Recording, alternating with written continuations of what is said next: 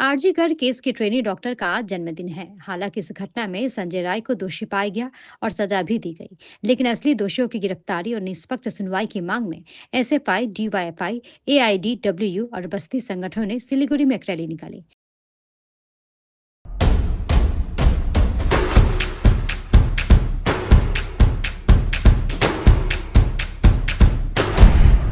Stay tuned. संगठन के सदस्यों ने सिलीगुड़ी में रैली के माध्यम से अभय के लिए न्याय की मांग की। संगठन की तरफ से डॉक्टर सुवर्ण गोस्वामी ने कहा कि आज आरजीकर मेडिकल कॉलेज और अस्पताल की दिवंगत युवा डॉक्टर का जन्मदिन है, इसलिए एक बार फिर न्याय की मांग में हम सभी शामिल हुए हैं। असली दोषियों को पुलिस ने गिरफ्तार नहीं किया है, वहीं जो लोग सड़कों पर विरोध प्रदर्शन कर रहे हैं उन्हें परेशान किया जा रहा है।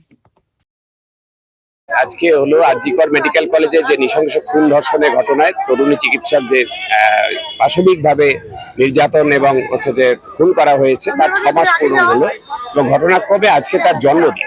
বেঁচে থাকলে মেয়েটির বয়স হতো 32 বছর।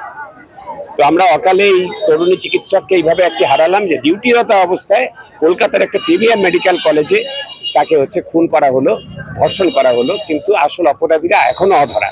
একজনকে শাস্তি দেওয়া হয়েছে, ধরেছে, শাস্তি দিয়েছে ঠিকই, কিন্তু সবাই জানে, মানুষ মনে করছে, সবাই এটা দিনের আলোর মতো পরিষ্কার যে এখানে একজনের কাজ নয়, এখানে হচ্ছে একাধিক দোষী তারা জড়িত।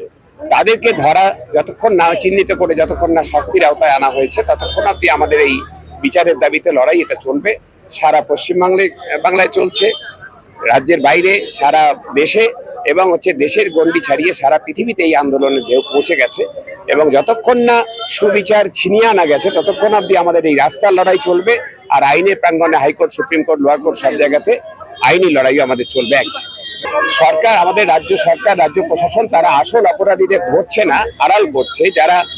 যাদের এগেনস্টে মলেস্টেশনের অভিযোগ আছে, তোলাবাজির অভিযোগ আছে, তাদেরকে ধরছে না, অথচ যারা আন্দোলন করছে, যারা প্রশ্ন তুলেছে, যারা দুর্নীতির বিরুদ্ধে কথা তুলছে, তাদেরকে নানানভাবে হয়রান করার চেষ্টা করছে। তারা কখনো সিনিয়র ডাক্তারদের ডেকে পাঠাচ্ছে, কখনো তারা লালবাজারে সমন করছে, কখনো সল্লেক ইলেকট্রনিক কমপ্লেক্স থানায় হচ্ছে যে ডেকে পাঠাচ্ছে, কখনো উই ওয়ান জাস্টিস বলার জন্য কাউকে গ্রেপ্তার করে নিয়ে যাচ্ছে, কখনো হচ্ছে যে বাজে ভুয়ো অভিযোগ, মিথ্যে অভিযোগে তাদেরকে হচ্ছে থানায় ডেকে হয়রান করার চেষ্টা করছে।